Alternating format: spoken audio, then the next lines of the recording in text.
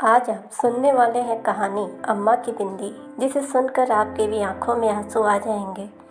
एक छोटे से गांव में अम्मा और बाबूजी रहते थे। वे दोनों बहुत ही अच्छे और परोपकारी थे। पैसे से भले गरीब थे, लेकिन सबकी मदद के लिए खड़े रहते थे। बाबूजी अपने खेतों में काम करके अपना और अपने परिवार का गुजारा करते थे। अम्मा घर संभालती थीं और खेतों में बाबूजी की मदद भी किया करती थी। उनका एक ही बेटा था, राजू। अम्मा और बाबूजी उसे कभी किसी चीज़ की कमी नहीं होने देते थे। भले खुद पर परेशानी उठा लेते थे, भले ही खुद रूखा सूखा खा लेते थे, लेकिन उसकी छोटी मोटी जिद जरूर पूरी करते थे। राजू जैसे जैसे बड़ा होता गया, अम्मा बाबूजी को उसकी पढ़ाई की चिंता होने लगी। पहले तो वो गांव के ही स्कूल में पढ़ता था, लेकिन गांव में 5वीं कक्षा तक ही स्कूल थी। 5वीं पास करने के बाद बाबूजी ने राजू का एडमिशन पास के शहर में करा दी, जिसकी फीस वहन करना और ज़रूरतें पूरी करना उन पर भारी पड़ रहा था। फिर भी उन्होंने हार नहीं मानी, उसे शहर के स्कूल में ही पढ़ाया। खर्च बढ़ने की वजह से अम्मा ने सिलाई का काम शुरू कर दिया। वो गांव के लोगों का कपड़ा सिलने लगी, जिससे थोड़ी बहुत मदद हो जाती थी, और बाबूजी समय निकालकर दूसरों के खेतों में भी काम करने लगे, जिससे कि कुछ पैसे आए और राजू की पढ़ाई में कोई कमी न आए। राजू का स्कूल गांव से करीब 10 किलोमीटर दूर था, इसलिए बाबूजी उसे स्कूल छोड़ने और ले आने भी जाते थे, क्योंकि वो बस का किराया वहन नहीं कर पाते। इस तरह राजू के पढ़ाई लिखाई और ज़रूरतों की वजह से बाबूजी पर बहुत लोड पड़ने लगा। अम्मा और बाबूजी का दिनचर्या सुबह 4 बजे से शुरू हो जाता और रात तक चलता था। अम्मा भी घर का काम और खेतों का काम निपटा कर देर रात तक सिलाई करती थीं। इस तरह मेहनत करके अम्मा और बाबूजी राजू को शहर के स्कूल में पढ़ा रहे थे, और दिन पर दिन अम्मा और बाबूजी के स्वास्थ्य पर असर होने लगा। दोनों कमज़ोर होने लगे। रूखा सूखा खाकर दिन रात मेहनत करते थे ताकि राजू पढ़ लिख कर बड़ा अफसर बने। ऊपर से राजू जैसे जैसे वो बड़ा होता जा रहा था, वैसे उसके डिमांड भी बढ़ते जा रहे थे। शहर के बच्चों को देखकर उसके शौक भी बढ़ते जा रहे थे। जब शाम को बाबूजी राजू को लेने शहर जाते, तो वो जिद पकड़ लेता कि मुझे आज ये चाहिए वो चाहिए। कुछ न कुछ बाबूजी को खरीदना ही पड़ता, जिसकी वजह से अम्मा और बाबूजी अपनी छोटी छोटी ज़रूरतों को भी त्याग दिए थे। वो अपने ऊपर कोई खर्च नहीं करते थे। अम्मा बहुत सुंदर थी। वो फटे पुराने कपड़ों में भी बहुत सुंदर लगती थी। अम्मा ने अपने जीवन में कभी कोई शौक़ नहीं की, न कभी बाबूजी से कुछ मांगती थी। वो जिस हाल में थी उतने में ही खुश रहती थी।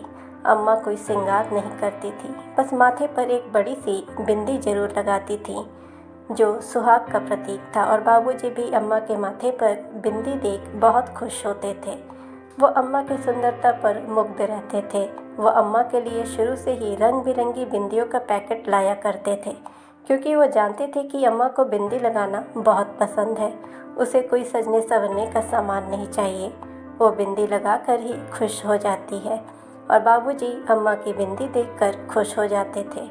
अम्मा कभी शहर नहीं जाती थी, ज़रूरत का सामान लेने बाबूजी ही जाते थे, इसलिए वो अम्मा की बिंदी लाना कभी नहीं भूलते थे। एक दिन बाबूजी ने अम्मा से कहा, सुनैना, तुमने आज तक मुझसे कभी कुछ नहीं मांगा।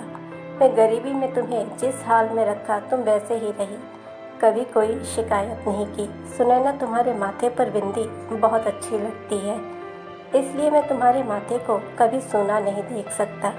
इसलिए मैं शहर जब भी जाता हूँ तो तुम्हारे लिए बिंदी ज़रूर लाता हूँ, और एक पैकेट बिंदी की कमी मैं कभी नहीं होने दूँगा। अम्मा इतने में ही खुश हो गई। चलो जी, मुझे और क्या चाहिए। एक सुहागन के लिए उसके माथे की बिंदी ही काफ़ी है। आपको और राजू को देखकर तो मेरी ज़रूरतें वैसे भी पूरी हो जाती हैं।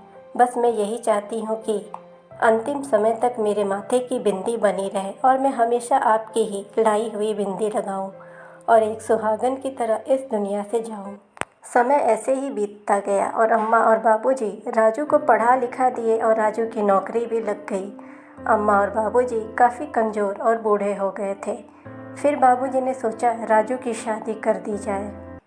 ज़िंदगी का क्या भरोसा। राजू की अम्मा भी बीमार रहती हैं, और मैं भी कमज़ोर हो गया हूँ। कम से कम अपने जीते जी हम अपनी ये जिम्मेदारी भी पूरी कर दें। हालांकि राजू शहर में नौकरी करता था, उसके ही शहर की एक लड़की का रिश्ता आया।